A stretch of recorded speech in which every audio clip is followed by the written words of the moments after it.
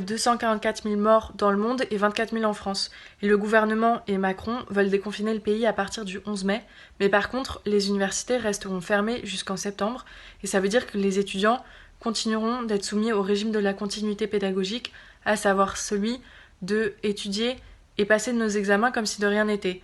Pourtant, on voit que la crise sanitaire et économique est en train de toucher frontalement la jeunesse et que parmi les 246 000 chômeurs supplémentaires au mois de mars, il y a une majorité de jeunes qui s'est vu licencier ou qui a vu son contrat précaire ne pas se faire renouveler.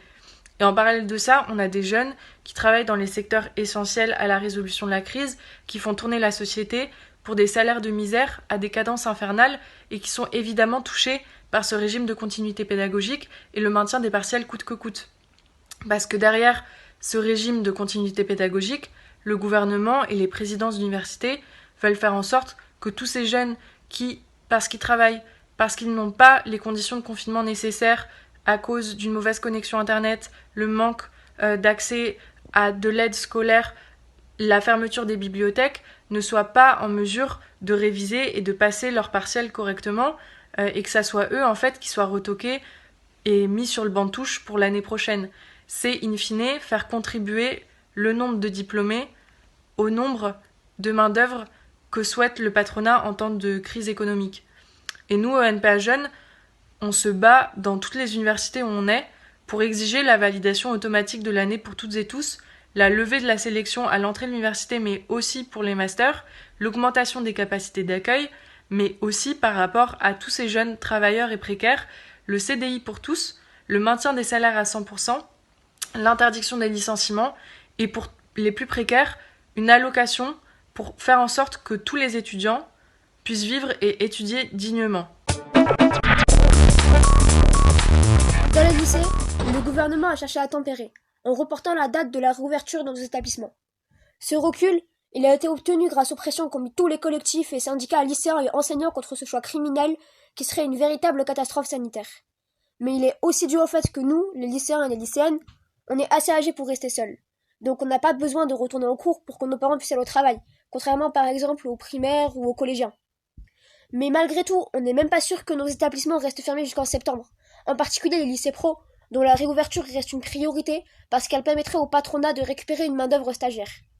Tout ça nous montre bien que le véritable motif de cette réouverture, c'est la reprise de la production et des profits, loin des inégalités scolaires évoquées par un gouvernement qui, de toute façon, enchaîne les réformes inégalitaires et les fermetures de classes. Et le gouvernement veut aussi profiter de ce report pour essayer d'éteindre notre colère, éteindre aussi la colère de tous les personnels et éviter que la mobilisation contre la reprise le 11 mai puisse s'étendre. Donc nous, au contraire, faut qu'on augmente encore cette pression, faut qu'on s'organise en assemblée générale et qu'on se lie aussi avec tous les autres secteurs pour obliger le gouvernement à renoncer à cette réouverture. Parce qu'en fait, si on laisse faire ce gouvernement, il va imposer toutes ces mesures antisociales, comme par exemple la reprise le 11 mai, mais aussi la mise en place d'un bac 100% contrôle continu, ce qui revient à un bac local dont la valeur dépendrait de l'origine de notre établissement. En ignorant toutes nos revendications, donc la validation du bac pour tous et toutes, l'annulation de l'oral de français, la reprise en septembre, le ministre Blanquer et le gouvernement, ils cherchent à cacher toute la colère qui s'est accumulée contre leur politique. Et c'est pour ça que nous, il faut qu'on continue, comme on le fait depuis le début du confinement, à s'organiser dans des assemblées générales dématérialisées locales, mais aussi dans des coordinations lycéennes nationales. La prochaine aura lieu le dimanche 17 mai, et vous pouvez contacter la page de la coordination sur les réseaux sociaux pour savoir comment ça se passe et comment participer. Le gouvernement, il a déjà reculé une fois. Donc maintenant, c'est en restant solidaire avec toutes les autres parties de la jeunesse et du monde du travail, c'est en continuant de mettre la pression sur nos proviseurs comme sur le ministère, c'est en soutenant tous les salariés qui choisiront d'utiliser leur droit de retrait qu'on pourra réellement construire un rapport de force et imposer la non-réouverture des établissements et des lieux de travail non essentiels et toutes les mesures d'urgence qui sont nécessaires.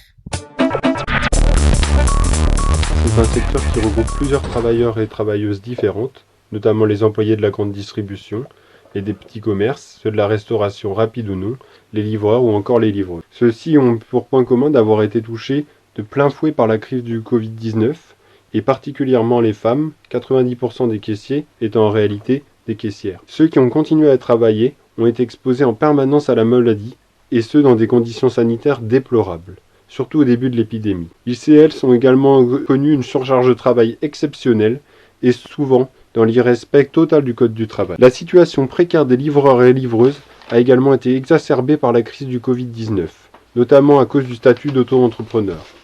Nous revendiquons donc la nationalisation des entreprises de livraison sous le contrôle des travailleurs, afin de garantir des conditions sanitaires optimales et de lutter contre la précarité dans cette branche.